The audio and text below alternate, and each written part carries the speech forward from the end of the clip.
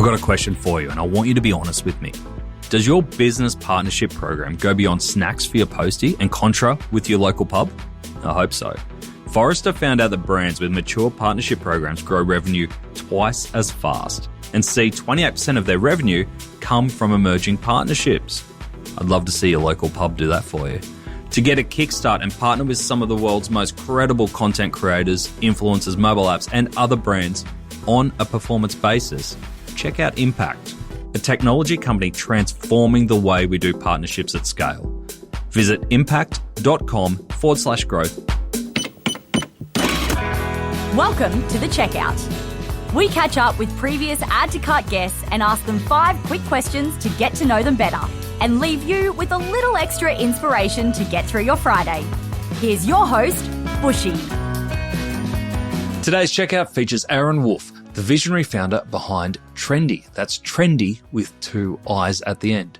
Trendii is revolutionizing the way that we interact with content by seamlessly integrating shopping experiences directly into the media that we consume.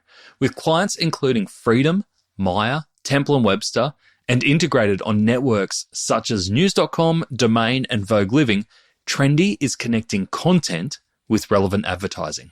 Aaron, welcome to The Checkout. We had a great conversation around everything that you're building at Trendii, from how we match products all over the publishing world, including fashion sites, to how to match paint colors for customers wherever they might come across them. Even the future of TV and how we're going to shop on TV, which was fantastic to hear.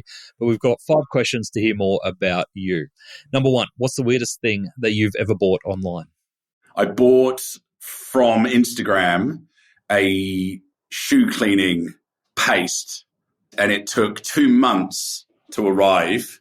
It was stuck in customs for about 3 weeks, and it came, and it's all Chinese. You can't read a word of it, and it's the best shoe cleaning product that you can buy. Honestly, it's unbelievable, and I have absolutely no idea where to get it again.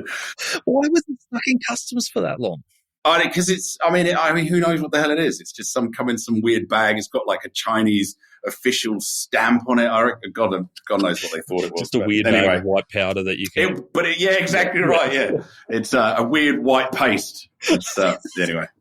All right. Well, clean shoes. You could do other stuff as well. You never know. Just give it a taste. Number 2, which retailer has most inspired you recently? So I love what Inku are doing in Australia. I think they've done incredibly good things with building a brand, not only by bringing unknown premium overseas brands into Australia, like brands like Alexander Machuzi.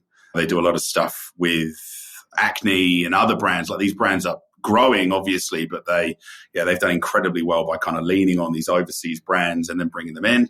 They also have their own brands. I think it's fantastic, and obviously it's just absolutely crushing it. So I love those guys.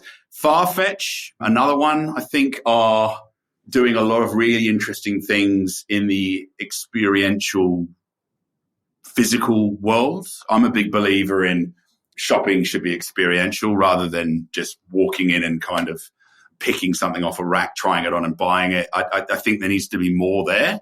What that looks like, I don't know, but I'm not really in the bricks and mortar world, but maybe one day I will be. But yeah, I'd say they're doing incredibly good things. I think both of those pick up on the theme that we talked about in our main episode around the power of discovery. You know, those brands like Doug and what the team at Inku are doing is phenomenal, because you walk into an Inku store, and I'm definitely not cool enough to be a regular Inku customer. It's so funny. I said that to my partner the other day. I said, am I dressed well enough to walk into Inku today and have a look? Are my shoes clean enough? Do I look good enough? It's like a bouncer on the door just looking you up and down. Are you?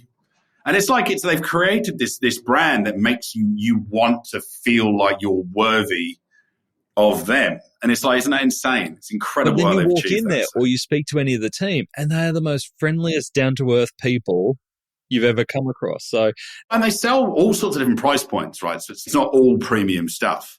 But I love it. Love what they sell. Love all the brands they sell. But I can imagine in an environment around content, especially around fashion content, being able to put new Inku product up there against that kind of content as a discoverability medium via Trendii would be really powerful. Oh, mate, well, we'd love to work with Inca. If they're listening, reach out. We'll see what we can do for you guys. But I'd love to work with them. I think they got, absolutely. And to be honest with you, a lot of the stuff they sell would be matching incredibly well to a lot of the stuff that's being worn in all the events, because let's be honest, it's very current and very cool stuff. So, I reckon I'm going to get a text message from Doug after this.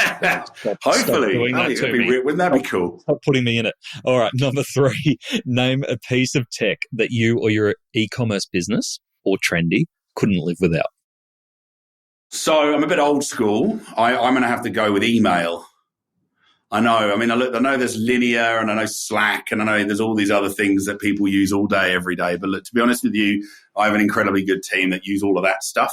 And they do incredibly well using it all. I mean, look, Slack obviously to put things in, and then we've got, Linear to log tickets and everything else. But the reality is, I'm doing 150, 200 emails a day and all day, doing emails. And without it, I don't think I'd be able to function. So, it's definitely got to be email for me. Forgive me for being perhaps a little bit old school. But no. I just feel sorry for you doing that many emails.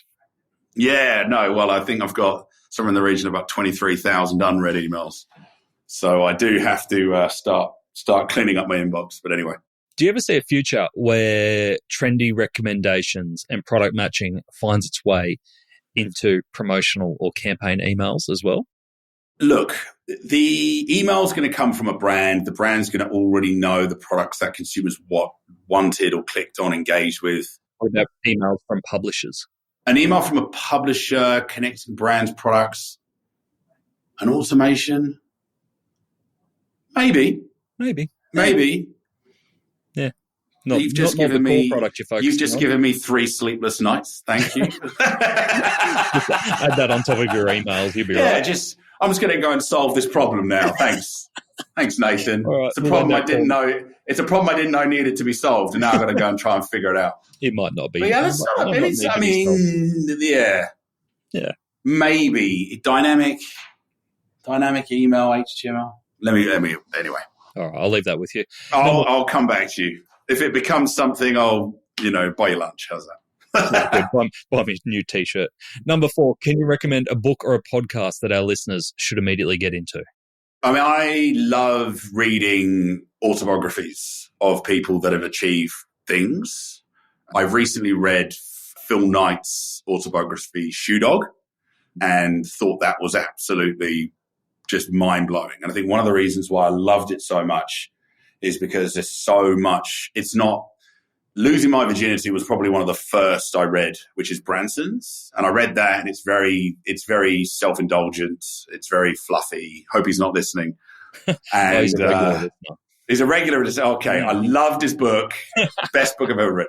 It was a little bit kind of everything just went according to plan. Oh, well, of course it did. Or hang on, did it?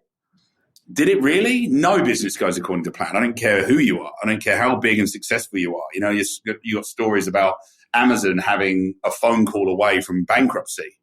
The little things that you kind of know about from these people that have built these businesses. And there's a lot in that book that's really raw and real and honest. And I think it's just one of those books that you absolutely have to read.